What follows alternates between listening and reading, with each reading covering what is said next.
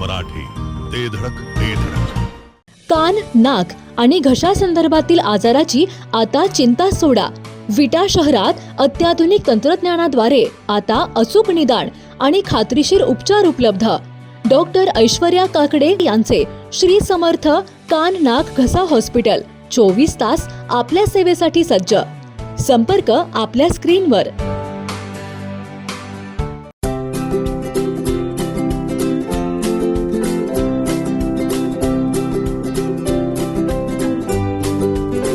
लग्न बस्त्याची खरेदी करायचे आणि आपल्या प्रियजनांना दर्जेदार फर्निचर आणि भांड्यांचा आकर्षक सेट एकदम माफक दरात गिफ्ट द्यायचाय तर आता विट्यातील बालाजी फर्निचर मॉल मध्येच आपली खरेदी करा. बालाजी फर्निचर मॉल, लग्न बस्त्याचे माहेर घर. पत्ता भैरवनाथ मंगल कार्यालय, मायनी रोड, विटा. संपर्क आपल्या स्क्रीनवर.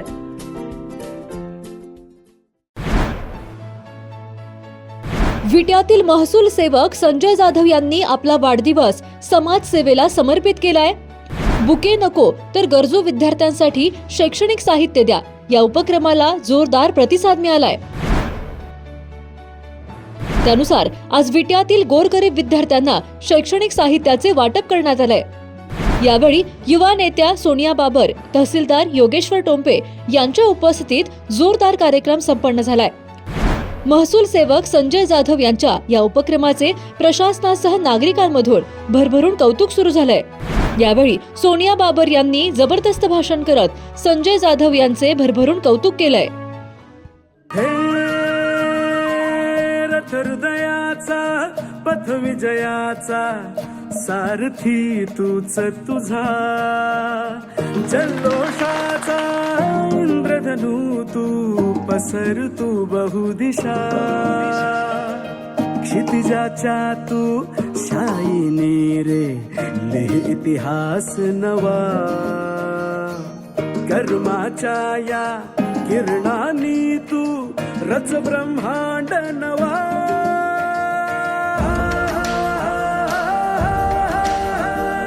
उदयाचा सूर्य तू, सूर्याचा पूर्व तू, गगनाचा गर्व हे तू, वणव्याची आग तू, धगधगता ध्यास तू, लखलखता लावा हे तू. वाढदिवस म्हटला की केक कापणे, बुके स्वीकारणे आणि शुभेच्छांचा वर्षाव अशी पारंपरिक पद्धत पाहायला मिळते.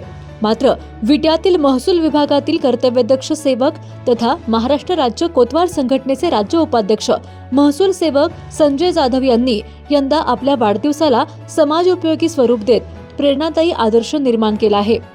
बुके नको, केक नको, गरजू विद्यार्थ्यांसाठी शैक्षणिक साहित्य द्या या आगळ्यावेगळ्या आव्हानाला नागरिक, मित्रपरिवार आणि हितचिंतकांनी उत्स्फूर्त प्रतिसाद दिला. या उपक्रमातून जमा झालेले शैक्षणिक साहित्य आज विटा येथील गरजू आणि गोरगरीब विद्यार्थ्यांना वितरित करण्यात आले.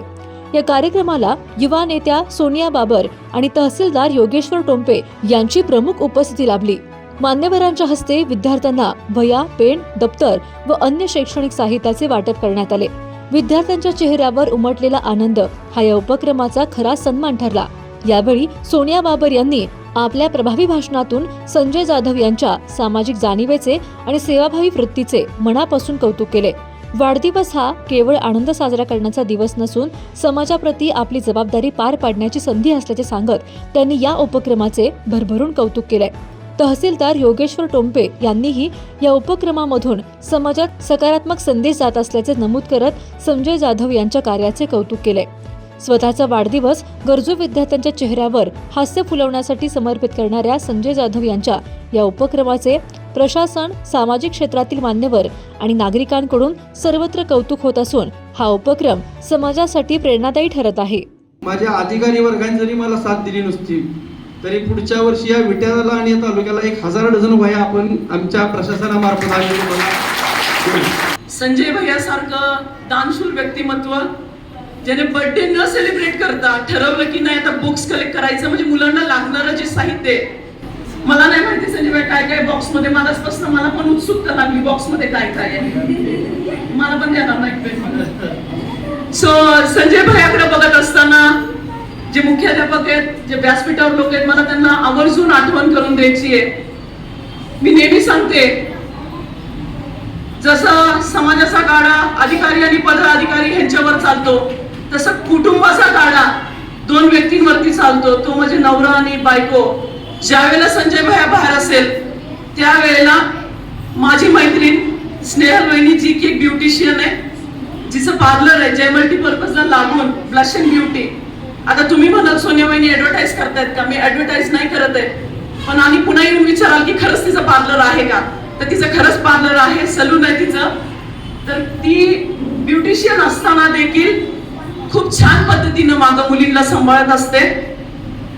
आता सगळ्यांनी संजय भैयाचं कौतुक केलं, अधिकाऱ्यांनी पण केलं, एका फोनवर हजर होतात, येतात.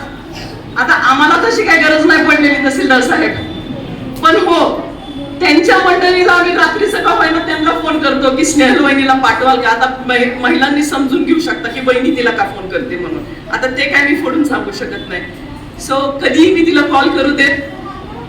तेवढ्या प्रेमानं, मायेनं आणि बाबर कुटुंबावर असलेला विश्वास, ह्या गोष्टीवरती संजय भैया वेळेचं भान राखत नाही.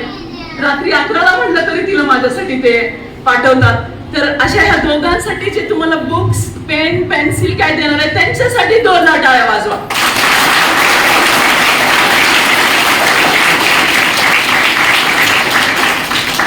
संजय जाधव, आता मी त्यांना आल्यापासून म्हणजे मी मागच्या 1.5-2 वर्षापासून ओळखतो.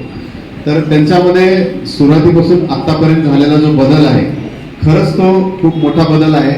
तो बदल आमच्यात पण होईल का नाही असं मला शक्यता कमी वाटते. कारण प्रत्येकाला असं वाटते की आपल्या वाढदिवसाला आपली आत्मस्तुती झाली पाहिजे. किती आपण केक कापले, किती आपल्याला बुके मिळाले, किती लोक येऊन आपल्याला भेटले, या सगळ्यांचे फोटो किंवा कलेक्शन आपण भरपूर काही करत असतो.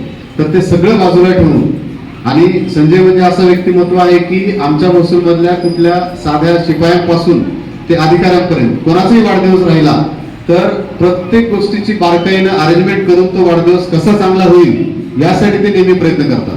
तर असा माणूस एकदम 180 डिग्री शिफ्ट होऊन त्यांनी असा निर्णय घेतला की नाही, आपल्याला या वाढदिवसाला काहीतरी समाजोपयोगी काहीतरी करायचं आहे.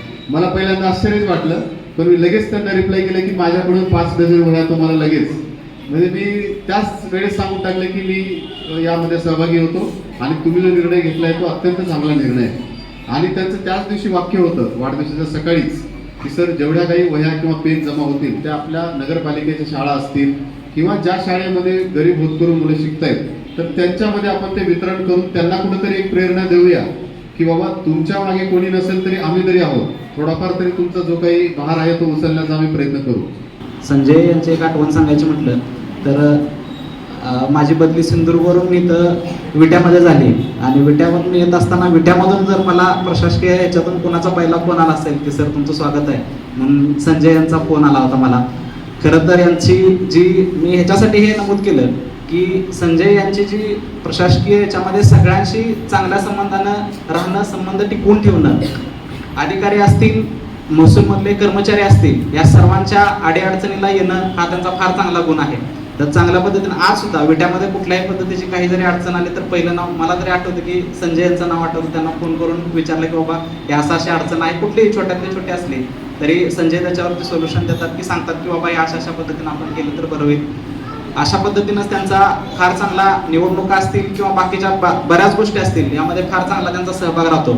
आणि असाच एक त्यांचा वाढदिवस आणि वाढदिवसाला त्यांची पोस्ट पण वाचली आणि त्यांनी स्वतःहून पण सांगितले की मी या पद्धतीने आजचा माझा वाढदिवस मी साजरा करतोय. आम्हाला फार चांगला आनंद झाला. आमच्या त्याच वेळेस माझे तहसीलदार साहेब संजय यांची सगळ्यांची एकदा चर्चा पण झाली की आपण इथून पुढे कुठलाही केक वगैरे न कापता प्रशासनातीलच सगळ्यांचा आपण चांगल्या पद्धतीने असा वाढदिवस साजरा करू. घरगुती जेवण असो किंवा तुमच्या पार्ट्या, लाकडी घाण्यातील शुद्ध तेलापासून बनलेली नैसर्गिक चवीची स्पेशल चटणी तुमच्या जीवनाची चव द्विगुणितच करणार. गलाई व्यावसायिकांसह विदेशातील लोकांच्या जिभेला चटक लावणारी खताळ बंधू यांची ब्रँड ठरलेली ओम श्री गुरुमाऊली खमंग चटणी तसेच ग्रेव्ही आजच खरेदी करा. पत्ता खताळ बंधू, विट्याचा राजा कॉर्नर, महात्मा गांधी शाळेजवळ, विटा. संपर्क आपल्या स्क्रीनवर. जिओ मराठी, ते धडक